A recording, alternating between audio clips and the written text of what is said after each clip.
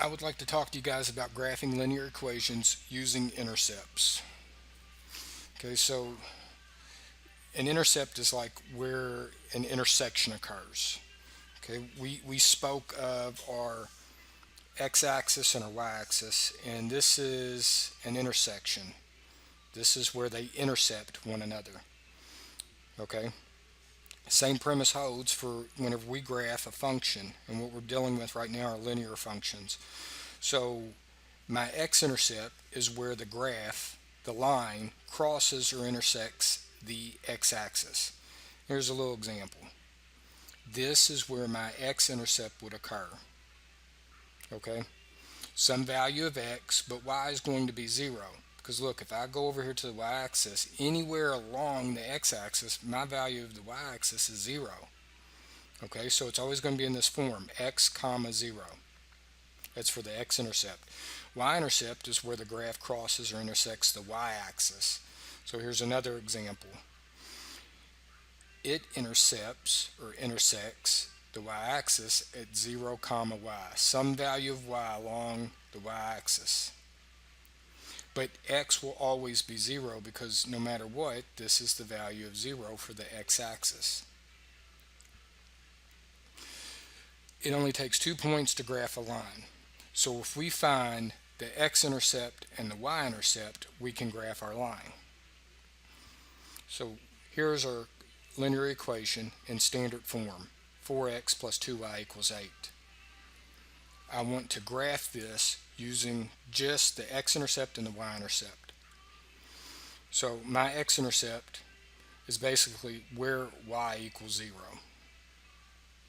So this is the form x comma 0. So I know that I'm going to be solving for x because I know my value of y. Y is equal to 0. So what I do is I substitute in. I say 4x plus 2, and my value for y is 0, equals 8. 4x just stays the same, so 4x, 2 times 0 is 0, so 4x equals 8. Divide both sides by 4 because I'm not interested in 4x.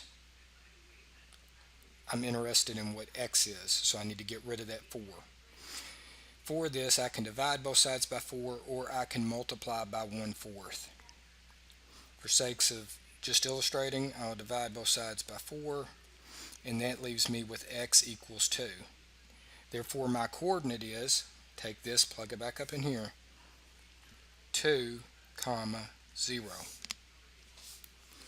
So 2 comma 0 right there.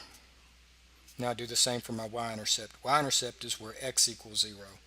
So I will have 4 times 0, my 4x, plus 2y equals 8. 4 times 0 is 0, so I just drop down my 2y equals 8.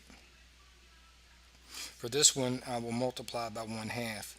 Dividing by a number or multiplying by its reciprocal is the same. My 2's cancel, leaving me with y. That's what I'm interested in. I do not care about 2y. I want to know what y is. And 8 times 1/2 is 4.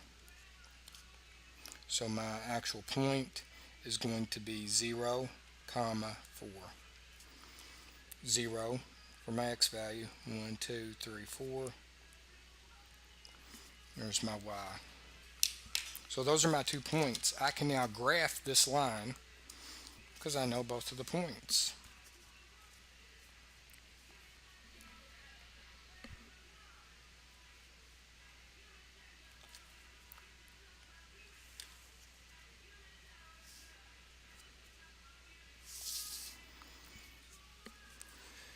Again, this was 2 comma 0, and this was 0 comma 4.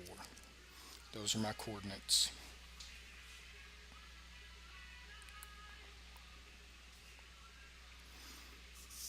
So with this, again, the takeaway is you need 2 points to be able to graph a line. Whenever your equation is written in standard form, it is usually easier to be able to find the x-intercept and the y-intercept and be able to graph your line.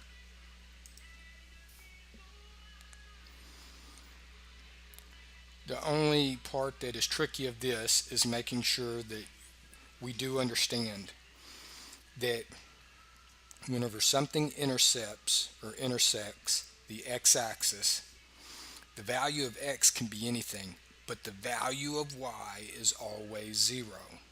The value of y is always 0. At this point, the value of y is 0.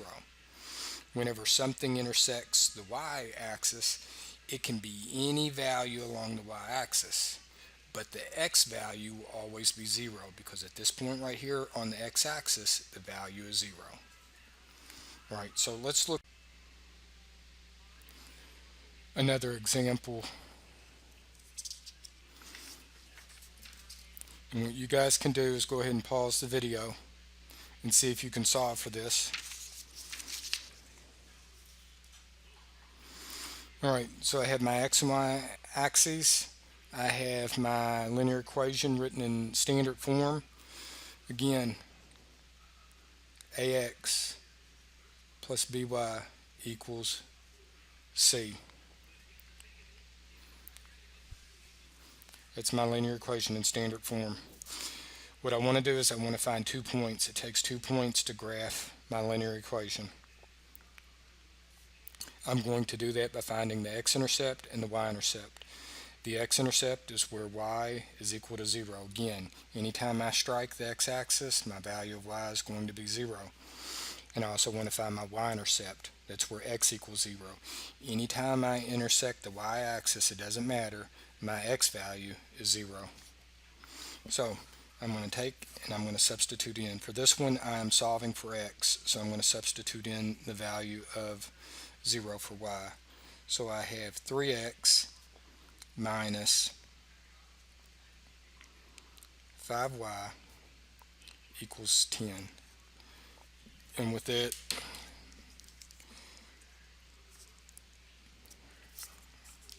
I need to substitute in my value of y at 0. So that leaves me with 3x. And let's make this a negative also. Let's make this a negative also.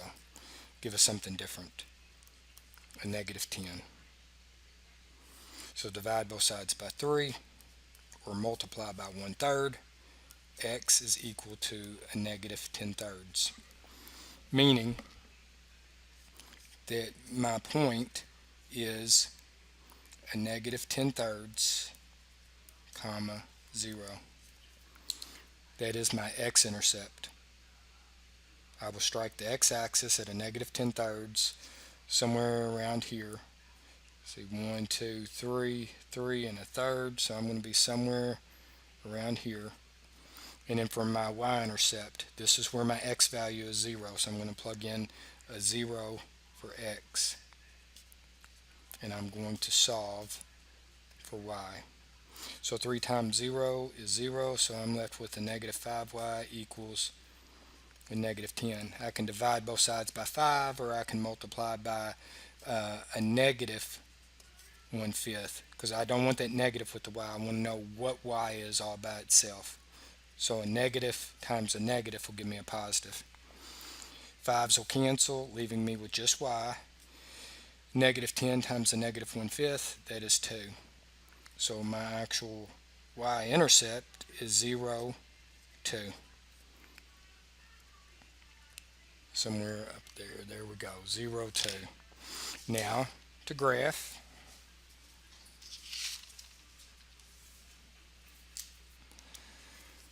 Connect my 2 points.